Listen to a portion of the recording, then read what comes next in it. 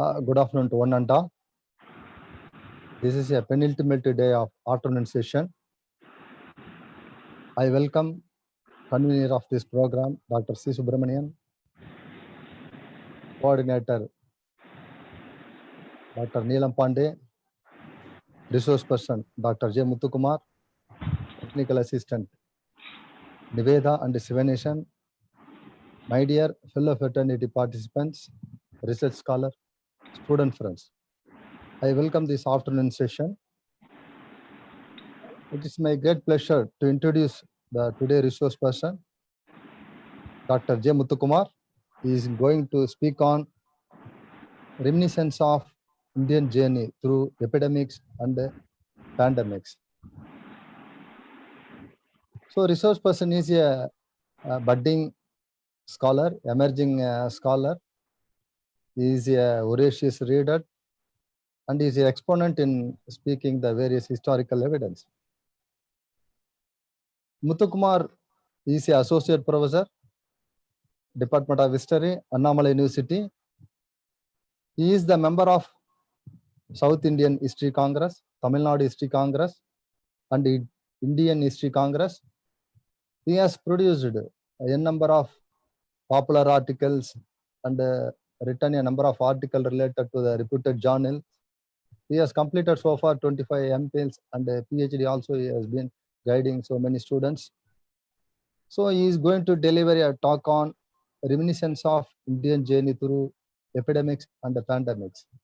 Even initial days I have mentioned that epidemics means it is affecting a particular area or particular place only. That endemic means particular region. It is maybe a political disorder or social disorder or within the particular region only. Pandemic means it is affecting entire world level, international order, political instability in the international level, economic disorder in international level.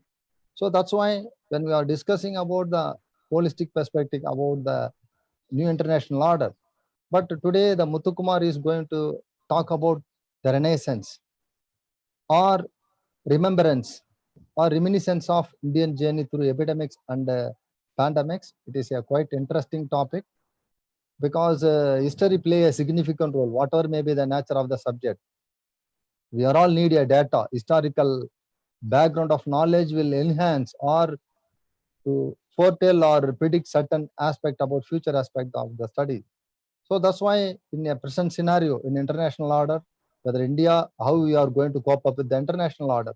So we have to go back and look back the reminiscence or remembrance of Indian journey, how we are all come across the epidemics and pandemics so far in Indian history. So we thought that it is a right person to talk for today's speech, Dr. J. Muthukumar. So on behalf of the department, we welcome you, sir. And now the session is hand over to the Muthukumar. Muthukumar, sir, you can carry on. Thank you. So, good afternoon, everyone. This is a wonderful opportunity that has been given to me in the faculty development program that is being organized by the Department of Political Science and Public Administration of Annamalai University. I deem it a pleasure that I have been inducted as a resource person to deliver a lecture on reminiscence of Indian journey through epidemics and pandemics. So the world is traveling through a crucial juncture after nearly a century.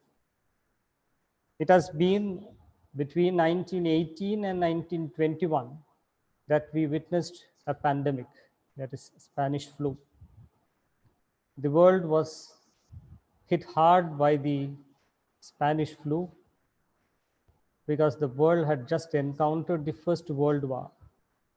In that scenario, the pandemic flu, so the Spanish flu had created havoc throughout the world. So whenever such pandemics or epidemics approach in a society, it creates a larger sense of change in the society. So we have been witnessing a large number of resource persons who have been delivering their lecture on the international perspective and how the economy will react and how the scenario of education and the international relations are going to be. Now, I'm going to take you back nearly some 1,500 years back so that we can understand from it, and we shall try to draw parallels between the epidemics or the pandemics that hit the world. So we can draw a number of parallels that is now we are going through. For example, the sociological impact that is going to be there, the economic impact, it has been predicted that the economic progress is slowing down, and we are also predicting a change in the international order also. So the pandemics and the epidemics that affects a region or the world, it has been creating a larger change from days immemorial. We have definite archaeological sources to state that people had been affected by these epidemics, and archaeological sources dates back to 60,000 years. The human remains that we have got state that these pandemics and epidemics that have visited earlier have affected the population to a greater extent. So according to E.H. Carr, history is a continual process of interaction, a dialogue between the historians in the present and the facts of the past, and the relative weight of individuals and social elements on both sides of the equation. And history can demonstrate parallels. That is what we are going to do today. Within the present, it can help us grasp the nature of problems such as crime, poverty, war, and disease. It can inspire us to try to shape the future, as well as warning us about what is not possible or advisable to do.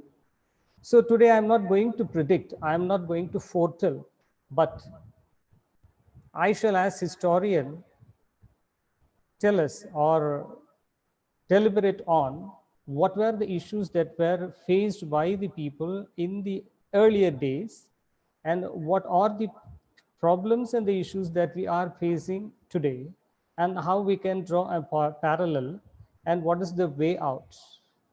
So next, what is an endemic? Endemic refers to a disease which spreads among a certain population or region, which does not lead to sustained transmission in the community. For example, malaria or hepatitis B. And then coming to epidemic, epidemic can be construed as outbreak of a disease that occurs in a wider geographical region and which affects an exponentially larger proportion of the population. The disease which spreads actively and where there is a sporadic increase in the number of persons affected. Cholera and smallpox are the good examples for it. Next comes the pandemics. Pandemic is a disease which is caused by a new virus or new strain of virus which has not infected the human race before. That which affects a wider geographical area, that is worldwide, as coronavirus has affected more than 210 countries and brought into its control more than 1 crore of people today, that which disrupts the economy and causes more mortality. Example, bubonic plague of 14th century and the Spanish flu. So the earlier researches that have been carried out shows that there had been in existence, there were more than 10 diseases such as tuberculosis, and the archaeologists have been successful in identifying more than 250 strains of tuberculosis in the earlier days. There had been the existence of diseases such as leprosy, cholera, smallpox, rabies, malaria, pneumonia, trachoma, measles, and black plague. So for most of these diseases which had existed in the earlier days, we have evidences to state that these diseases have existed, and we have ample evidence to state that these diseases have existed, and the archaeological sources state that these diseases have existed the earlier days also. For example, in the mummies which are present in the pyramids, that is of the earlier rulers, we could find the evidences of pox. So we have ample evidence to state regarding the existence of diseases in the earlier days also. But historians who have been doing research in the 18th century, 19th century period of the colonial period, they have not attempted to do research on these epidemics and pandemics, the root cause of these epidemics and pandemics, the outcome, and the other things. So very little research has been done on these epidemics and the pandemics, and they have not been properly dealt with. I could quote just two important works. One is Colonialism, where the two works, most important works have been done by David Arnold's Colonizing Body, and Cholera and Colonialism are the two epic works that have been done in Indian context with the epidemics that had attacked India. And nowadays we get plenty of information from newspapers and freelance writers regarding the earlier diseases that had existed. And Rig Veda mentions about the tuberculosis and leprosy. Egyptian Ebers Papyrus mentions about leprosy. Thucydides of Greece on plague, Bible on leprosy, and Roman literatures on malaria. And there has been a longer relationship between the humans and the diseases, especially the epidemic diseases, which have brought in a wider change in the agriculture and even in the formation of cities. And we could understand from history that these epidemics have affected the human life on, most importantly, 5 aspects. The first one is demographically. I shall substantiate it, how the epidemics and pandemics of the 19th century affected, colonial India had affected demographically, then culturally, politically, economically, and biologically. So there had been 5 significant changes, or 5 significant ways in which the human life of the colonial India had been affected because of these epidemics and pandemics. And there is also significant evidence of epidemics in the non-Western world, with which no European contact was there, have been affected and have been totally devastated. For example, the ruin of the Aztec Empire.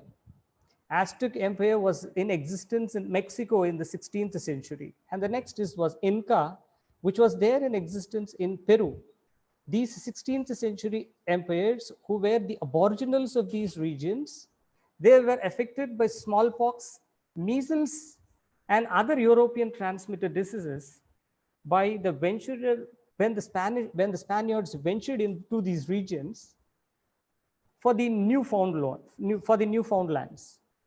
And as these aboriginals had no immunity to these diseases, they were hit hard, and it seems that most of the aboriginals of these Aztec and the Inca race, they have perished nowadays.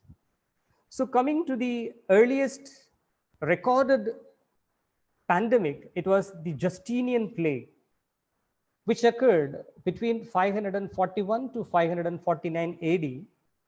And for each and every pandemic, we just try to pinpoint with one person or the other, or a race or the other, or a country or the other. For example, COVID-19, we specifically pinpoint to China. Likewise, in the Justinian plague, which affected in the 6th century between 541 to 549 AD, it was construed as an act of God. Plague of Justinian, the first world pandemic, it was recorded as the first world pandemic, which affected the entire Mediterranean region and Europe, and the mighty Holy Roman Empire and its capital, the Constantinople.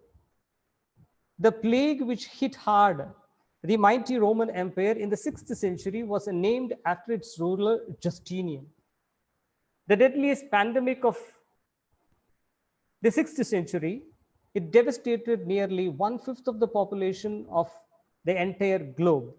And it finally led to a greater political change. That is, when we call of the by a Holy Roman Empire, we tell that it is neither holy nor an empire. Likewise, as a result of this, the mighty Holy Roman Empire, it disintegrated by 6th century. The most important reason that has been attributed is the plague that affected the mighty Roman Empire by the 6th century.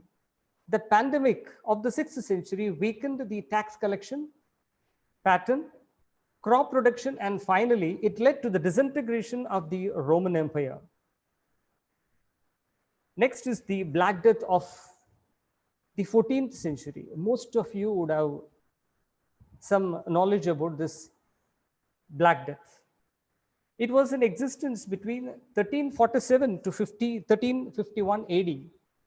And though records have stated that the Black Death or this plague has visited Britain some 15 times, Sweden some 10 times, and Switzerland some 15 times. So, but the Black Death or the most important pandemic of the 14th century, it was there between 1347 to 1351. And as I which said about the Justinian plague, this Black Death is said to be a creation of the Jews, because the trade in the 14th century was thriving, and most of the trade was financed by these Jews, and the Christians considered these Jews as their enemy.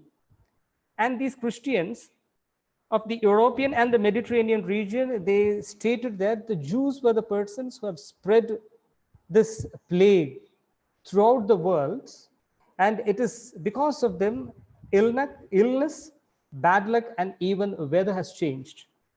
And as a result, that is, these Jews were either expelled, there was mass burning of these Jews, and there was also mass massacre of these Jews in France, in Spain, Germany, England, and in Switzerland. The pandemic of 14th century, that is the Black Death, it has stated or it has claimed more than 25 million people. So when we trace back to the source of this Black Death or this plague, that is when some 12 ships, they arrived in the Sicilian port. These ships were piled with the corpses of sailors, and only a few were left alive, and those persons were having boils in their armpits and dripping blood. Soon this plague, it spread to France, Spain, Italy, England, and Arab cities such as Alexandria, Cairo, and Tunis. So now we speak of a word, use a word often, that is quarantine. This word quarantine came into existence in the 14th century. Quarantagiori is a word of Italian origin, which is used as a word to quarantine. This is a Venetian word, and a law was brought in Venetia that all the ships that entered the Venetian harbor, they should be quarantined, initially for 30 days, and in accordance with the Christians' Lent days. That is, Christians, they observe Lent days each and every year. And as per the Lent days were for 40 days. Later, the quarantine was extended from 30 to 40 days.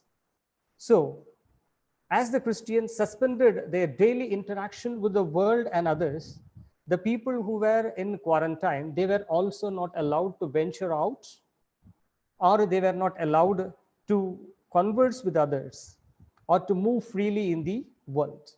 So the most important outcome, as I said about the Justinian plague, it was a political outcome. Here, in the case of the Black Death of the 14th century, the most immediate implication of the Black Death was the collapse of the feudal system. We know that the feudal system of social order existed in Europe. That is, the king was in the hierarchy, topmost hierarchy. The serfs or the landless peasants or the serfs were in the lower rung, who were to do compulsory labor for these people. And in the middle order was the landlords. So as a result, I've already stated that these Black Death, it ravaged more than 25 million people. And as a result, the loss of life was mostly in the lower ranks, that is serfs. So there was a demand for the working force. So when there arose a demand for the working force tripled their salary. The King of Britain, through two ordinances, tried to control these labor force, but it was vain. The labor force or the serfs, they didn't come under the control of the king's ordinance. And as a result, the feudal system was starting to crumble in Britain. And as a result, the most important thing that was there was the agriculturalistic capital. Agricultural capitalist started to emerge as a result of the 14th century Black Death. I shall try to read out a most important observation, that is, the European continent experienced a wholesale reversal of the social order where the laborers became richer and landlords became poorer, whereby there came into existence agricultural capitalist. So, as I've already discussed, the Justinian plague also brought in the downfall of the Holy Roman Empire, and the Black Death of the 14th century, it resulted in the most important thing, the collapse of the feudal system that was existing, the social order that was existing, the economic thing that was existing in the 14th century came to a brimming halt as a result of the pandemic of the 14th century. Coming to the Indian context, I shall be taking up four important things. That is, the first one will be malaria, then cholera, plague, and the Spanish flu. As we all know, India is a country which was self-sustained and which was not quite wide open to the influence of other countries. We saw a mass exodus of penetration of the Europeans only after the 16th or the 17th century. Till then, there was only one group that was trading with India, that is the Arabs. Other than that, there was no large-scale incursion of the other persons into our country. So as a result of the European entry into India, or the Europeans getting the political structure of India into their hands, that started a larger change in Indian context. These epidemics and the pandemics, they tried to enter India. So there was lower transport, that is, there was quite a few mobility in India. People moved from one place to another in India before the 19th century for just 2 or 3 reasons. That is, one for war, another for trade, and another for pilgrimage. Apart from it, there was no greater mobility in India. But with the coming of Europeans, the mobility in India increased to a larger extent. The first and the foremost thing I would like to focus is an endemic. So cholera was the thing that entered India in the earliest thing, but as malaria is an endemic, I'll take up malaria. So malaria is an interesting thing. So in the initial stages, Indians were construed as the filthiest persons, who are not clean, who are not having a good sanitized environment to live in. And as a result, Indians were considered as the reasons for all the diseases, all the endemics or the epidemics that had happened or that are persisting in India in the 19th and also in the earlier parts of the 20th century. So malaria, if you take up the reasons for malaria, it is because of a mosquito, that is Anopheles mosquito. But the British is squarely blamed upon the unhygienic way in which the Indian society was living. And the entire blame was put on Indians, not taking into account the colonial reason that was behind the spread of malaria in India. We have only a very few reference about the existence of an endemic or an epidemic in the early Indian historical resource literatures. In case of malaria in India, the most important culprit was irrigation. The irrigation facilities that was introduced by the Britishers played a vital role in spreading malaria. That is, as a result of the irrigation facilities that were introduced by the Britishers in India, there was a huge scale waterlogging, salinity, and there was poor drainage, which served as a breeding ground for this Anopheles mosquito to breed and to spread malaria in India. Taking into account the mortality rate in British India, it was between 1 to 5.5 million every year, and the annual financial loss estimated by the colonial state was to the extent of 80 million sterlings in India. When the life expectancy in Britain was growing from 40.17 to 51.50 years, that is between 1841 to 1911, life expectancy in India decreased from 24.59 years in 1891 to 20.1 years in 1921.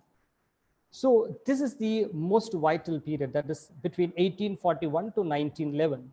Between these years only, the most three important issues are dragged to India. The most important one was the cholera, that is 1817 to 1821.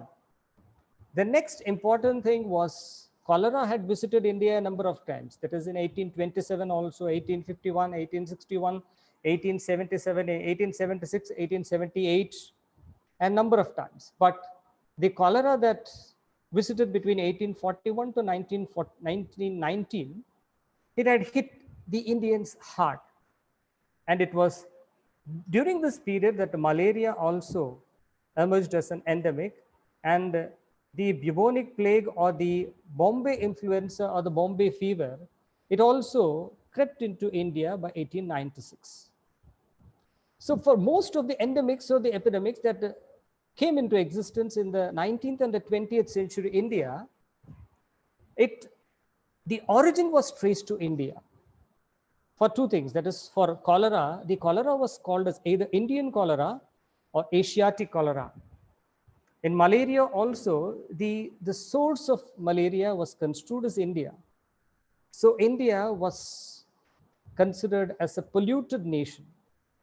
But in the case of bubonic plague or the Bombay fever or the Bombay influenza or the pandemic of 1896, the source was from outside. It spread from Asia to Europe. It reached Bombay from Hong Kong. And in the case of 1818 Spanish flu, the source was from Europe. It was from United States. That is, in the year 1918, the first instance of Spanish flu was recorded in Kansas in 1918.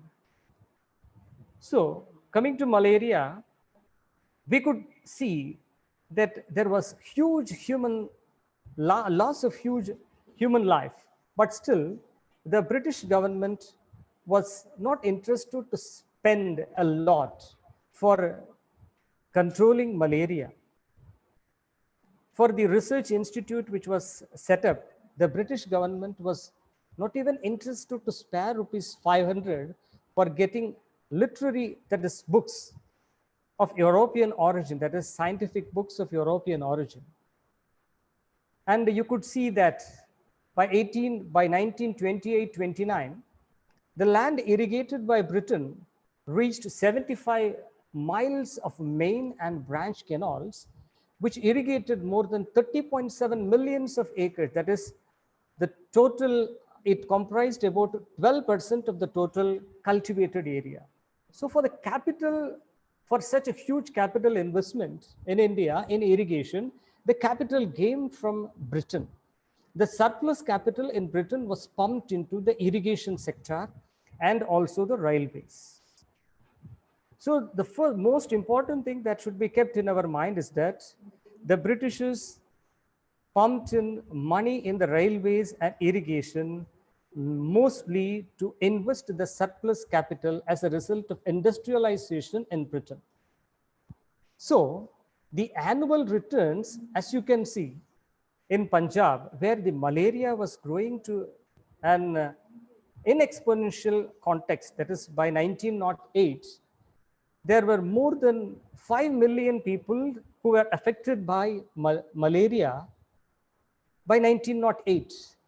But the lower Chenab Canal, which was implemented by the British imperialistic rule, it had given a dividends of more than 42%. The highest dividend which was given by the canal irrigation that was brought in by the Britishers was to the extent of 42.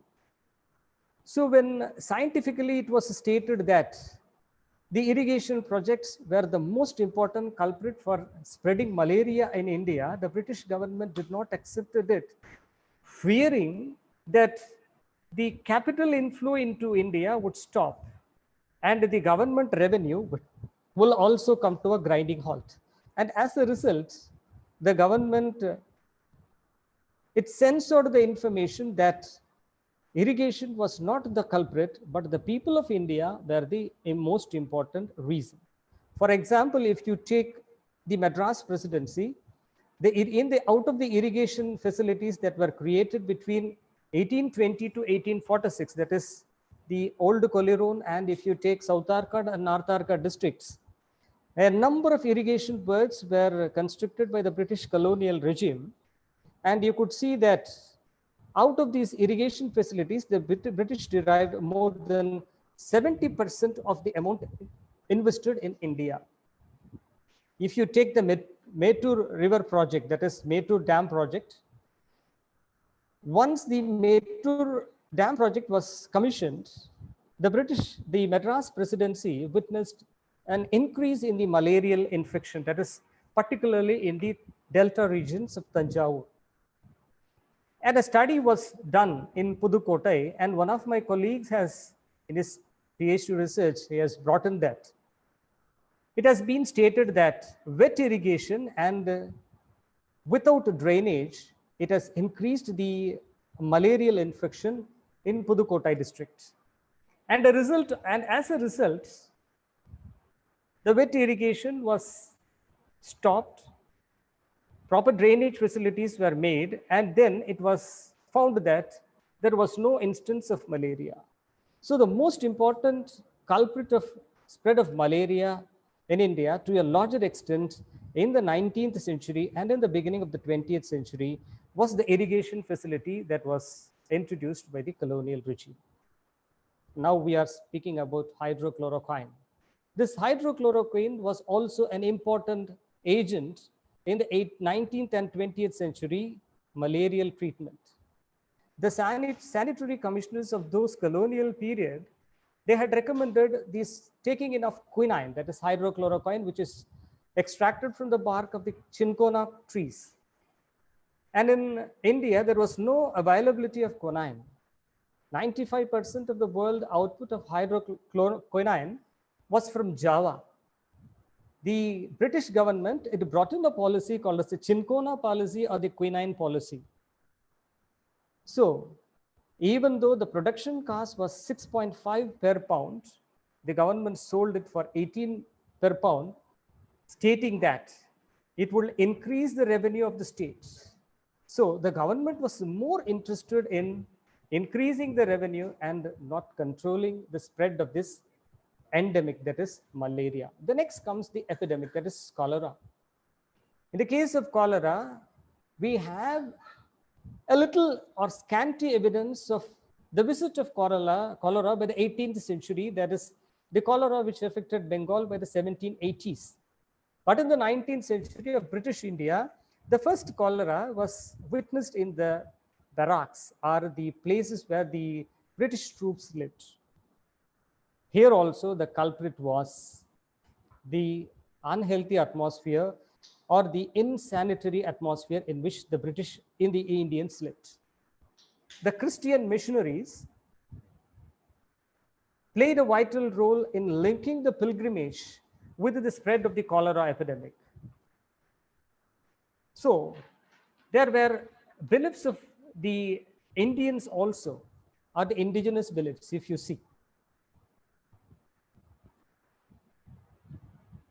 So indigenous beliefs was that the god or the slaughter of cow and violation of sacred groves was the most important reason for the spread of cholera in India.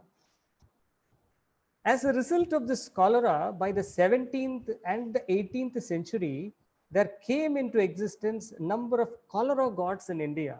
That is, one was called as Ola Bibi, who was worshipped by Muslims. And next was Olai Chandi, a Hindu god worshipped in Bengal. Yaga Tauma, Sitala, widely worshipped in the central region of India, and Mariamma, worshipped in the most parts of southern India. Take, for example, in Mariamma, we can find I have come across evidence to state that there is a temple still in Coimbatore by the name of Plague Mariamma. So we have ample evidence to state that the epidemics also changed the religious and the cultural ethos or the cultural fabric of the entire Indian community to a greater extent. And if you see, till 1850s, the Britishers, they were not finding a way out of these epidemics or these endemics. So when there was a substantial progress in the allopathic medicine, before the substantial progress in the allopathic medicines, the Britishers, they mostly relied on the Indian way of treating these endemics and epidemics. And you would be wondered to get an information that the first makeshift temple for Ola Bibi was constructed by an English resident named Duncan in the Kalighat region of Calcutta. So, more than Indians, the Europeans had belief in the indigenous way of getting rid of this endemics and epidemics. And we have also an interesting information that the Madras Medical Board brought the Brahmin physicians from Kanchipuram to prepare cholera pills, as we are now having the Kabasura Kudinir or the arsenic album. This cholera pills is nothing but a combination of black pepper, calomel, ginger, asafoetida mixed with opium. So it has been stated that each and every month, the government of Madras Presidency gave in more than 140,000 packets of this cholera pills to Indians in the Madras Presidency. And the most important victim of this cholera was the pilgrimage sites of India.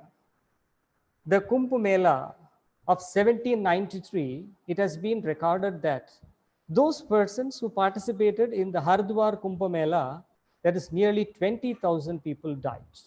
In the case of Puri Jagannath temple also, we had the Rath Yatra in Puri Jagannath temple is going on as per the Supreme Court directives. So by 1867, if I am right, the Puri Jagannath Yatra was stopped. And there is an interesting information that till 1980, whoever visited Puri Jagannath temple during the Rath Yatra, they were administered cholera vaccines. In case of Bandarpur temple and Tirupati and also Kanchipuram temples, the worship of the gods and goddesses were restricted as a result of the spread of this cholera. So the most important way out was supplying of clean drinking water for the people without the spread of any microbes. The most important way out was found in Bombay. By 1866, the first piped line water project was inaugurated in Bombay, and as a result, you would be wonderstruck that the city of Bombay was not widely infected because of cholera. So the colonial efforts in the early days to protect and to prevent us from these endemics and epidemics were to protect the white population and their army, who were the main source of their administration and their stronghold in India. And we could see in case of Madras presidency, there more than 25,000 poor people, they migrated from the nearby districts of Chengalpat, Nardharkad, Nellore and Kadapa to Chennai, and they were made to stay in camps where they were given free food. The Kumbakonam Mahamagam festival, which was observed in the year 1897, witnessed more than 1,000 cholera deaths. And the most important impact of this cholera in 18th and 20th century colonial India was, the most devastating thing was the migration of workforce from India to the plantations in Burma, plantations in Assam, and to the plantations in Ceylon. There is an interesting information for you that between 1860 to 69, the migration was 6,71,837 as per the government records. And between 1870 to 79, it was 10,54,572. So there was a 200% increase in the migration of the workforce to these plantations. And again, by the year 1880-89, that is with the downfall of cholera, the migrant laborers number had come down.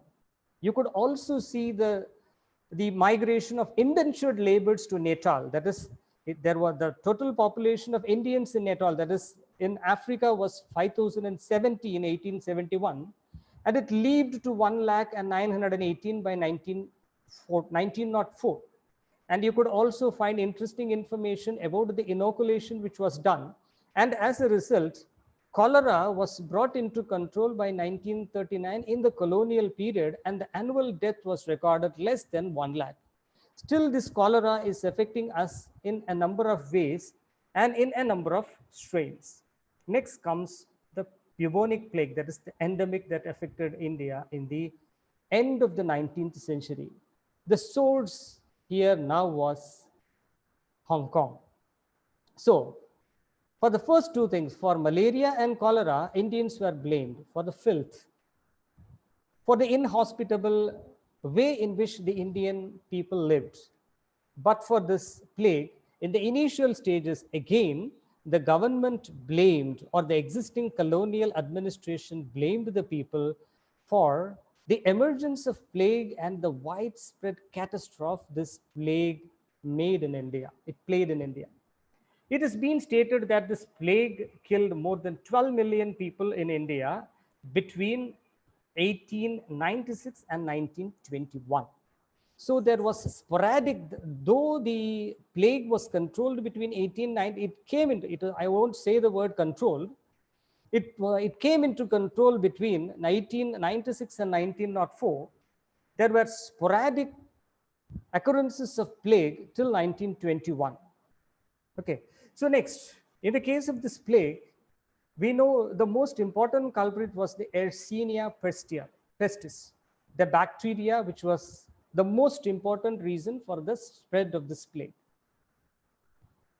The rats and the rat flea were the most important things that transmitted this plague from a person to the other. The bubonic plague of 1896 entered Bombay through the trading ships which came from Hong Kong, and this bubonic plague was of uncontrolled manner that the political system or the social system which could not accept it or which could not digest it. The government could not do anything to stop the carnage of this plague in the initial instances. It has been said that as we study about the Spanish flu, as it was there in India as in 3 waves, this bubonic plague was also in 3 waves. And there is an interesting information that Madras presidency was not affected in a larger extent due to this bubonic plague. But in the case of Bombay, it was hard hit because Bombay was a port, a busy port, which was trading with a number of countries. So as a result, ships were coming to Bombay in a regular manner, and the people got infected in a greater extent. The administration of the day, that is the government of Bombay Presidency, it stated that filth, sanitary disorder, overcrowding, bad ventilation, and bad drainage as the most important reason for the plague of 1896. You could see the most important thing was the Epidemic Diseases Act of 1897, which is still used by the present day government to quarantine, to test, and to segregate the people. So the Bombay plague led to the passing of or to the enactment of the Epidemic Diseases Act of 1897. So people living in the slums were the soft targets of the government. They thought that though these people who were living in these slums, they are not, who are from the lower economic strata, are not hygienic, they are not having any culture of sanitation. And as a result, this bubonic plague was spread from human being, and they were not having an knowledge that the rats were the most important culprit for spreading this plague. So the colonial states' indiscriminate assault on the body of the people, that is, the colonial authorities were given the right to investigate, to make physical examination of the men and women who were traveling in trains. So in most places, the people thought the modesty of their women were at stake.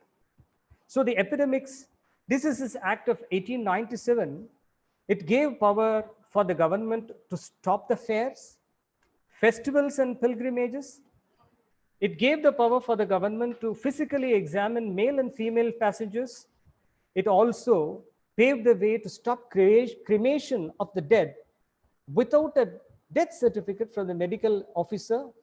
Disinfection, that is, whenever coronavirus affects an area, the entire area is disinfected. Likewise, disinfection was also done. Demobilizing of demolition of the insanitary dwellings. So if an area was found to be filthy or dirty, the area was demolished, and temporary evacuation of the plague dwellings was also done. So as a result of the plague policy of the colonial government, the Chapekar brothers, that is Damodar Hari Chapekar, Balakrishna Hari Chapekar, and Vasudev Hari Chapekar, killed the then plague commissioner of Pune, W.C. Rand, in 1897, and anti-people plague policies pursued by the colonial government came to an end. So the government, it retracted from the way in which it was dealing with the people. So next comes Calcutta. In Calcutta, the plague was affected India. Plague started affecting Bengal by 1898. The state was cautious in intervening with the people. The state got the consent of the family and the people to isolate them or to take them to the hospitals, so that there was no resentment from the people. So the government tried to galvanize the support of the people in controlling the plague. So there was sporadic instances of anger against the government, which was expressed against the Europeans who were the targets. In rural areas, people became aware and they started isolating the houses which were affected by plague, later burned those houses, and they cooperated with the district administration to a greater extent. As I've already stated to you, in Madras Presidency, the infection of plague was the mortality was very low. The first case of plague was reported in a village in Paracheri near North Madras in 1897. So as a result of it, stringent measures were taken. As we have now e-passes, the government started issuing plague passports. So for a person to enter an affected area or to get out of the affected area, the government issued plague passports. And all the persons who entered or came out of the region, they have to get the plague passport, and they have to compulsorily quarantine them for at least 10 days.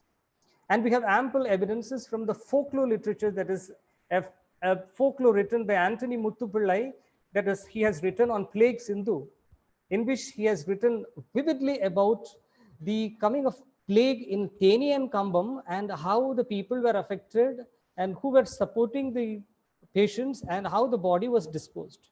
And next, we have another information regarding Salem, plague Sindhum, Varunanal Nigalda Alangola Sindhum. This was a folklore literature which also states about the existence of plague and flood in Edapadi and in Salem, and about the plague and flood which coexisted during the time. And next, coming to the Spanish flu, I shall cut short it, so the time is meager. It was a pandemic. The origin I have stated to you was from Kansas in USA, and it spread. The Spanish flu was given, it was given a name Spanish flu because Spain was a neutral country. So, but it came to be later called as a Spanish flu.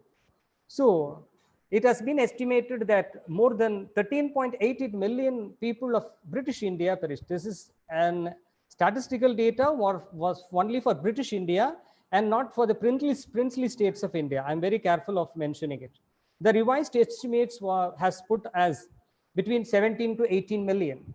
The most important persons who were successful in surviving this Spanish flu were Mahatma Gandhi. He was affected as a result of Spanish flu. And I shall speak about this in due course. And Franklin D. Roosevelt, Walt Disney, the famous cartoonist, Alfonso XIII, the King of Spain, and Wilhelm, the German Chancellor, who went into exile, are the notable who survived the deadly Spanish flu. And next comes the sanitary inspector's notes of Punjab. The streets and lanes of cities are littered with dead and deadly people. Nearly every household was lamenting a death, and everywhere terror and confusion reigned. So it states that, this quotation states that in all the streets and in all the houses there was a death, and people were lamenting, and there was chaos and confusion throughout. So if you compare the mortality rate in the central provinces of India was to this extent of 67.6. That is, out of 1,000, there were 67 deaths, and in Bombay Presidency, it was 54, and in Madras, it was 15.8, and the global average was between 13.6 to 21.7. And we could also find instances of this sporadic food riots in the Madras Presidency.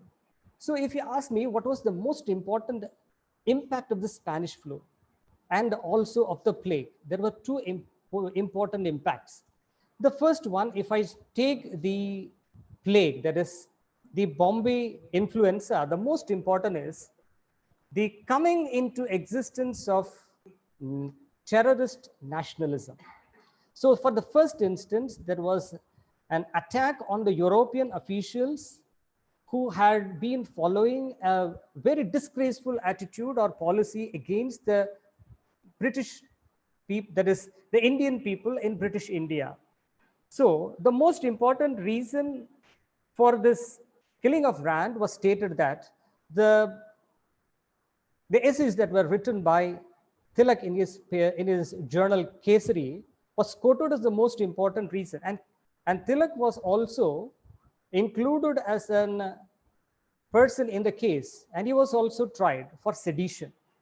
And the next most important thing regarding the Spanish flu, it gave us a blessing in disguise. That is, by 1918 to 1921, as it was said that Spanish flu was creating havoc, and a large portion of the Indian population has perished. That is, nearly 13 to 14 million people of India have died. And the most important political outcome was that India identified Mahatma Gandhi as its future leader for getting freedom. So the route to nationalism, or the way for independent India, was from these two important pandemics that hit hard India. The first one was the Bombay influenza, or the bubonic plague of 1896. And the second one was the 1918 Spanish flu. The first one gave rise to the militant nationalism in India. The second identified to us Mahatma Gandhi, the rising leader who through his ahimsa and satyagraha won us the independence. Okay, so next is the data that is towards the growth. And you might ask a question, that is, how was the growth in India after this bubonic plague or the Spanish influenza? I've told you about the 5 important aspects in which India was affected, or the entire country would be affected as the result of an endemic or a pandemic. The first most important information data is that the census data of 1911 to 1921 shows a negative pattern of growth. For the first instance in Indian history, the demography of India was growing at minus 1.22 percentage. So it indicates there may be death accounted to as a result of First World War, but significantly most important death was contributed as a result of the Spanish influenza. So second, it was the impact on demography. The second is economy. The post 91 witnessed increase in productivity and steady improvement in inspiration, economic activity. So when there is a stagnation, people will strive to improve, or people will try to get up and lead a normal life. As a result, the economic activity started again. There are some other factors also. There is stimulus that India got as a result of World War I. Many important commodities were being produced in India, and as a result, the industrial revolution industries were being set up, and more employment opportunities were created in India as a result of World War I. And the second thing, the Prime Minister of our country, that is Narendra Modi, states about Atmanirbhar. It is nothing but self-reliance. Mahatma Gandhi's most important program was boycott of foreign goods and stress on self-reliance, which improved the agriculture, finance, industry, and the labor were paid the price for the work they put forward. So conditions were improving, and as a result of the Spanish flu, this is the most important impact. Next, you could see an important data, that is industrial expansion. The industrial expansion between 1919 to 1939 was 4% per year. And the per capita income was also growing. And if you compare the data of urbanization, the growth was from 10% to 17% in 1951. So there was significant progress in the industrial activity. In the demography, there is a sluggish growth. And if you ask about the social impact, the most important people who were affected as a result of these pandemics and the epidemics were the people who were in the lower strata of the section of the society and who are there in the lower caste of the Hindu community. So take, for example, in Madras, we say that the North Madras is mostly affected because poor sanitation, the people are living in close clusters, but these were the factors that pre-existed some 100 years back also. So nothing has changed now. That is in 2020, the situation is the same. To say the same area is being affected, so we can draw a parallel. So how it has been affected, how quarantine is being brought in. So the government, which was 100 years back, was also asking people to do hygiene, wear masks, and also not to venture out. The government in the 21st century is also asking us or advising us to not to venture out, maintain social distancing, and wear masks. So what is the difference? So I have some pertinent questions before you. So whether the citizens of our country are ignorant of the microbial theory of a disease. So today, the important statistics of the day is that the people who are affected by COVID-19, it has crossed 5 lakhs. That is 500,000 of Indian population have got affected. So are the people of India ignorant of the microbial theory of the disease? This is the first question before you.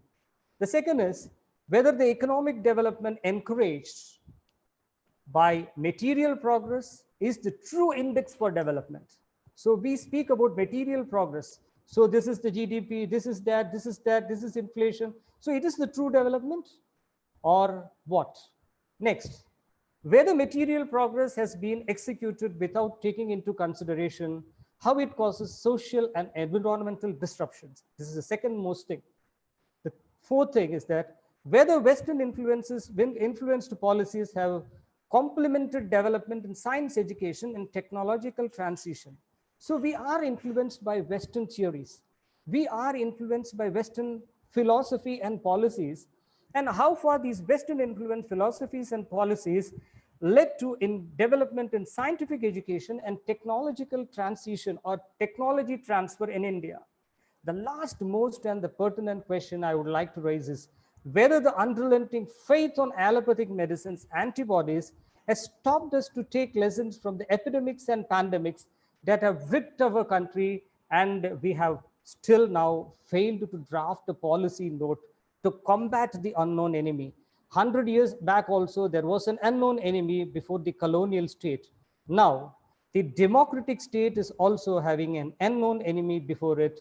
So there is no policy, with clear-cut policy to combat it, or whether the people are unaware of combating the microbial theory, or whether the material progress that we speak of is the most important thing. Thank you.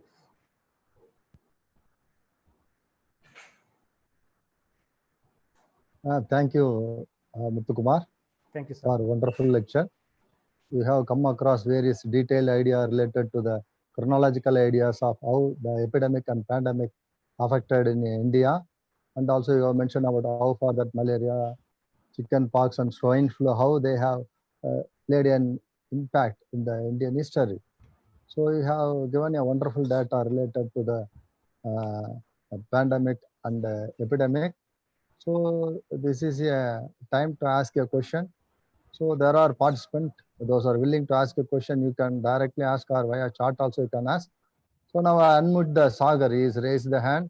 Yes. Later I will come on to the Mugdha Sengupta. Now I will unmute the Sagar, you can ask your question.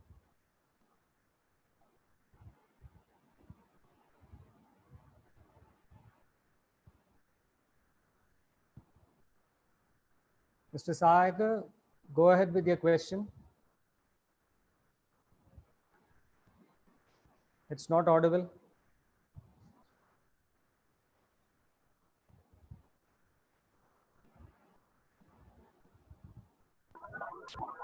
Hello? Yes, sir. Sagar, yeah, you can ask your question. Yes. Go ahead. No, go ahead. Thank you. Wonderful speech. And by mistake, it was pressed. There is no question by my side. Okay, thank you. By mistake, it was.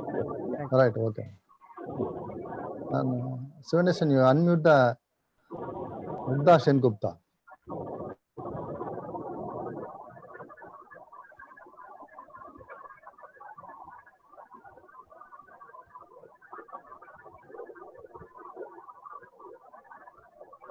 Yes.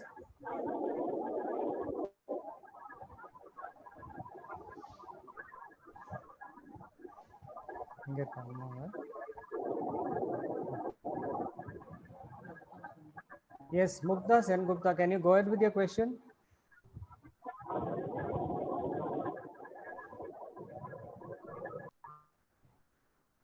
Sengupta, can you go ahead with your question?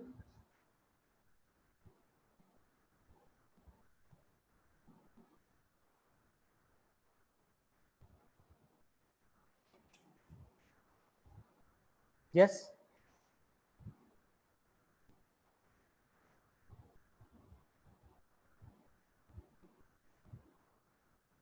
No, she is not coming to the line.